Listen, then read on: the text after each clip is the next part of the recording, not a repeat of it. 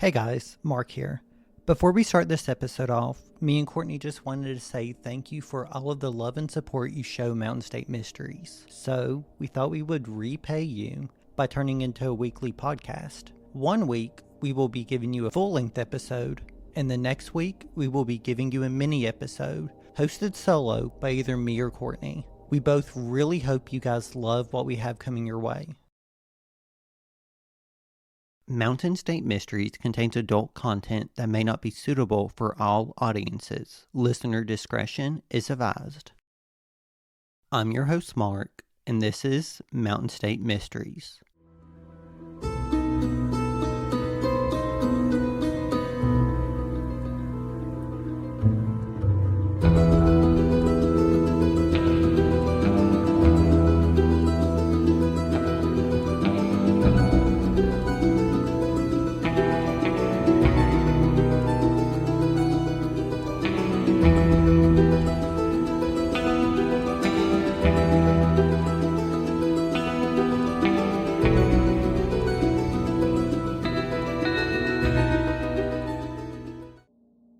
The case I have for you today is about a woman whose life was taken suddenly and her body was disposed of in one of the most tragic ways possible. This is the story of Betty Josephine Todd Blevins.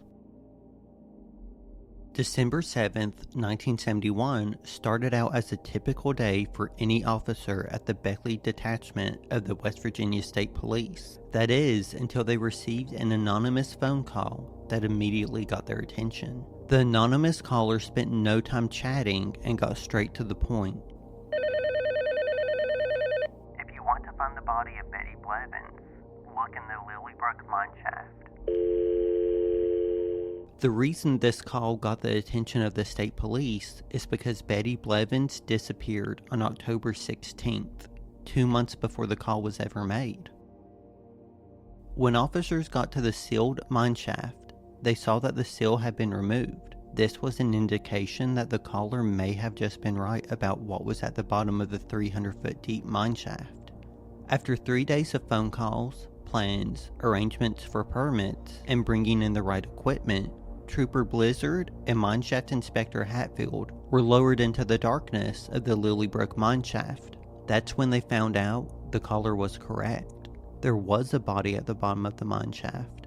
They discovered the badly decomposed remains of a person. Could it be Betty? They weren't sure because identification couldn't be made right then and there. The face of the person was completely shattered from smashing against the floor from the 300-foot drop.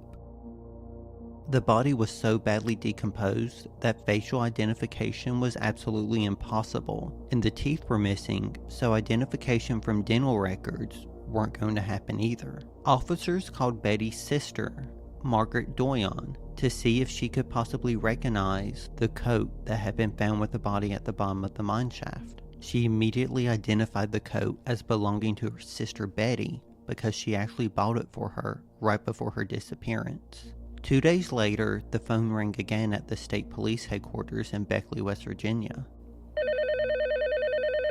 Betty Blevins was murdered by Tom James of Sullivan, West Virginia. When police found out who the caller was, they were shocked. It was Lena James, Tom's own mother. Tom Jones had a record of violence going back for 2 decades, but he had gotten worse since he suffered a head injury from a car accident in 1966. Tom was known for committing acts of cruelty to animals. He would slaughter them, then watch them suffer as they died. He also attempted to sexually assault an 11-year-old girl. He had beaten both his mother and his little brother. Everyone in the town of Sullivan was terrified to report Tom to the police. It was also common knowledge in the town of Sullivan that Tom had a hatred for Betty Blevins. On December 15th, Tom Jones was brought in for questioning. Karen Jones, the wife to Tom, confirmed that Tom went hunting for Betty to, quote, teach her a lesson, end quote. Karen noticed a change in Tom around the disappearance of Betty. She said that on the night of October 18th, Tom came home with blood on his handkerchief and his belt. The next morning, she noticed that he was thoroughly cleaning his car inside and out. Tom was picked up for a psychiatric exam. Doctors suggested that he should be sent to Huntington for an evaluation. Sadly, due to a mistake in his paperwork, Tom was released. Then, he disappeared into thin air. Although a warrant was issued for his arrest, it was dropped when officers could find no physical evidence to link him to the case. In August of 1977, another warrant was issued for Tom James, but his whereabouts remain unknown. On December 12, 1971, Betty Josephine Todd Blevins was laid to rest. Her obituary read, quote, "The final rites for Miss Betty Josephine Todd Blevins, 35 of Sullivan, will be conducted at 2:30 p.m.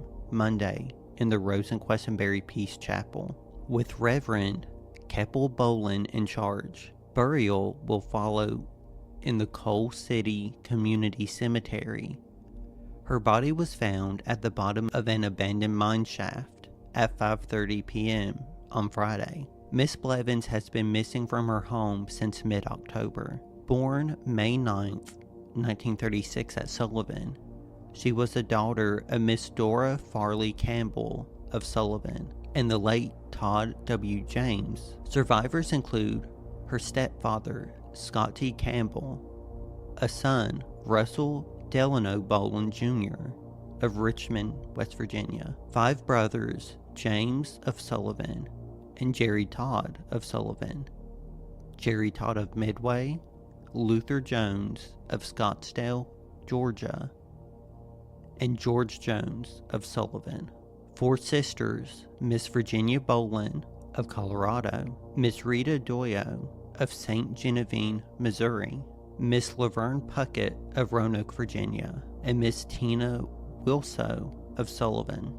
Friends may call the funeral home after 5 p.m. today. Pallbearers will be Harold Miller, Jack, Roger, and Billy Holt, Johnny Tingler, and Ned Callahan. To this day, no justice has been served for the death of Betty Josephine Todd Blevins. From being thrown down a mine shaft to the only suspect in the case getting away due to a mistake on his paperwork.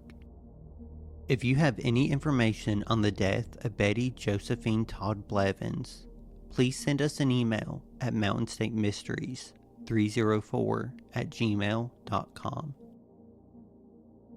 If you find yourself enjoying Mountain State Mysteries, take a second to follow and rate it on your favorite podcast platform.